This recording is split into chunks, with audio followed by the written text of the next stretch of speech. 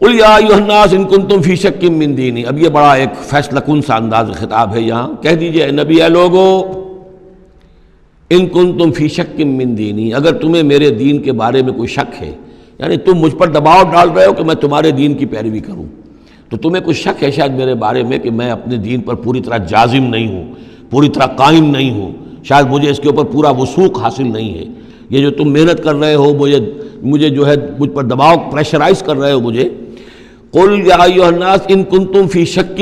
من دینی فلا اعبد الذین تعبدون من دون اللہ، تو میں ہرگز نہیں پوجنے والا ان کو جن کو تم پوجتے ہو اللہ کے سوا، ولیکن اعبد اللہ الذی یتوفاکم، بلکہ میں تو پوجوں گا اور پرستش کروں گا اسی اللہ کی جو تمہیں قبض کرے گا، وامرت ان اکون من المؤمنین، اور مجھے حکم ہوا ہے کہ میں ایمان لانے والوں میں سے ہو جاؤں، وَأَنْ أَقِمْ وَجْهَكَ لِلدِّينِ حَنِيفًا، اور اے نبی آپ تو اپنے چہرے کو سیدھا رکھیے دین حنیف کی طرف،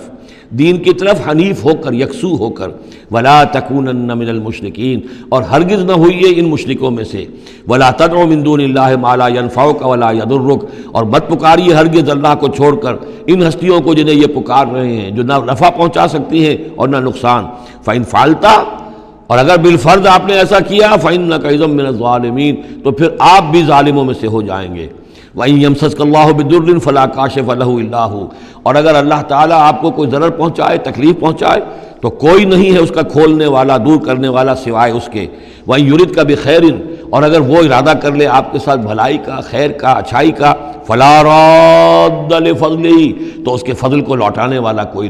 نہیں جو آڑ بن جائے، روک بن جائے، رکاوٹ بن جائے اس کے فضل کے راستے میں، يُصِيبُ بِهِ مَن يَشَاءُ مِنْ عِبَادِهِ، وہ اپنا فضل دیتا ہے اپنے بندوں میں سے جس کو چاہتا ہے، پہنچاتا ہے جس کو چاہتا ہے، وَهُوَ الْغَفُورُ الرَّحِيمُ، اور وہ غفور اور رحیم ہے۔ قُلْ يَا أَيُّهَا النَّاسُ،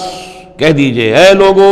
قَدْ جَاءَكُمُ الْحَقُّ مِنْ رَبِّكُمْ، تمہارے پاس تمہارے رب کی طرف سے حق آ چکا ہے، فَمَنِ اهْتَدَىٰ، تو جو کوئی بھی ہدایت پائے، فَإِنَّمَا يَهْتَدِي لِنَفْسِهِ، تو وہ اپنے بھلے کو ہدایت پاتا ہے،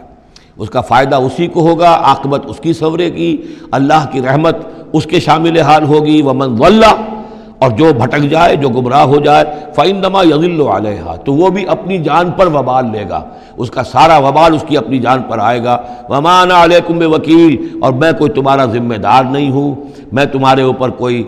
داروغہ بنایا نہیں گیا ہوں، میں تمہارے بارے میں مسئول نہیں ہوں، اللہ کے ہاں مجھ سے تمہارے بارے میں باس پرس نہیں ہوگی، وَلَا تُسْأَلُ عَنْ أَصْحَابِ الْجَحِيمِ، آپ سے نہیں پوچھا جائے گا جہنمیوں کے بارے میں،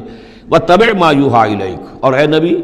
آپ پیروی کرتے جائیے اس کی کہ جو آپ کی طرف وحی کیا جا رہا ہے، وَاصْبِرْ، اور صبر کیجئے، جمے رہیے، ڈٹے رہیے، ان کے دباؤ کو برداشت کیجئے،